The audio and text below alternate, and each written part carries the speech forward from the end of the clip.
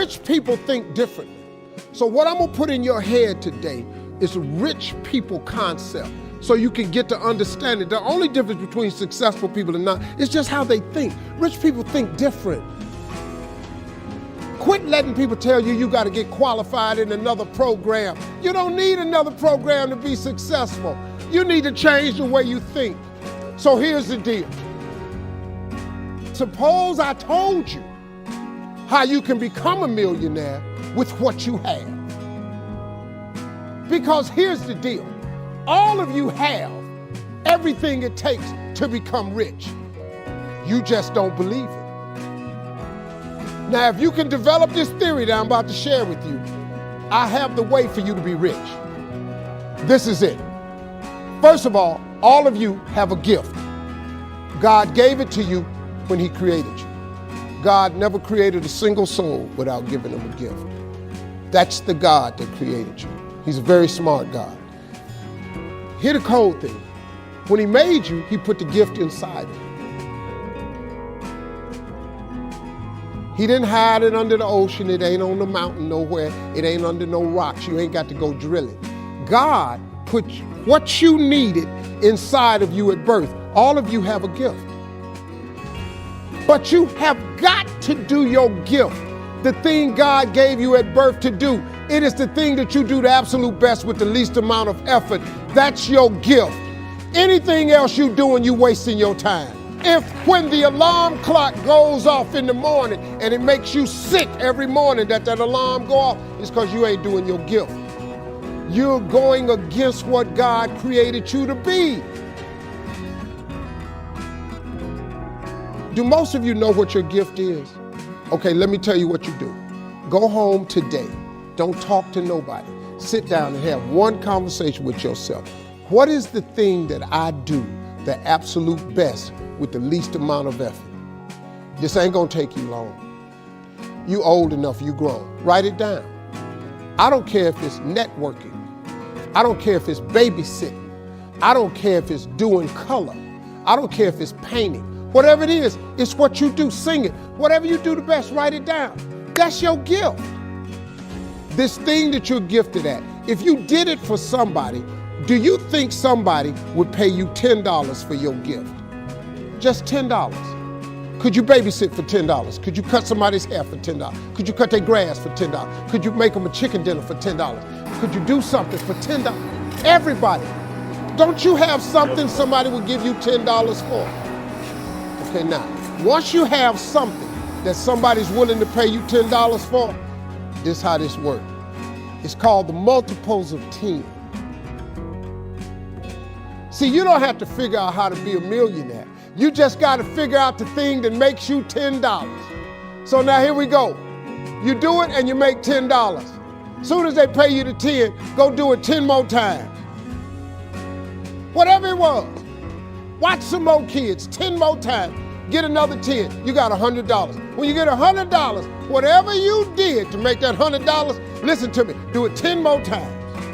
You ain't got to get tricky with it. Just do it 10 more times. You'd have made $1,000. Whatever you did to make the $1,000, don't get smart. Stay stupid now. Do it 10 more times. You have now made $10,000. Hold up. Now we finna grow a little bit, but guess what you got to do to grow? You just got to do some more. Whatever you made $10,000 doing, I need you to do it 10 more times. What you tripping for? If you do it 10 more times, you got $100,000. Now you might have to hire some people to make this happen. You got to figure that part out. But all you got to do is do what you did for $10. Once you make $100,000, if you just do it 10 more times.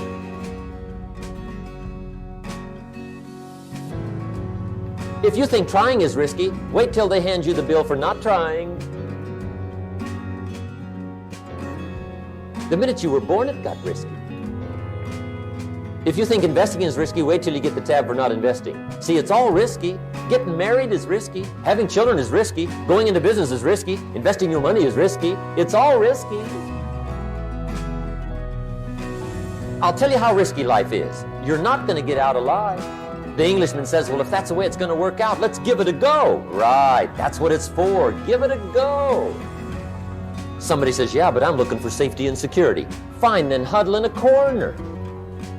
We'll cover you with a sheet, bring you 3 meals a day. And we'll protect you, feed you, look after you, care for you. We won't let anything happen to you.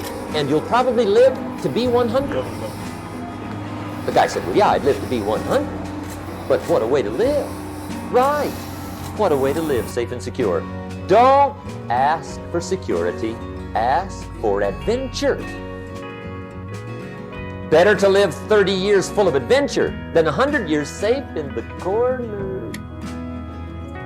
And see, it's not important how long you live. What's important is how you live. Pessimism, the deadly disease of always looking on the bad side, the problem side, the difficult side, checking all the reasons why it can't be done. The poor pessimist leads an ugly life. He doesn't try to figure out what's right. He tries to figure out what's wrong. To the pessimist, the glass is always half empty. To the optimist, the glass is half full. Why would the same measure affect people 2 different ways? Answer, it all depends on how you look at it. Our lives are mostly affected by the way we think things are, not the way they are. The way we think they are affects us most. And Shoaff taught me that the mind is like a factory, a mental factory. And whatever you think about all day long pours ingredients into this mental factory. And that's what builds the economic, social, financial fabric of your life. As you think, so you become. Everything starts with thought. So you must be wise and careful what you think about, because that starts everything. And you decide what goes into your mental factory. Don't let anybody just dump anything they want to in your mental factory, because you've got to live with the result.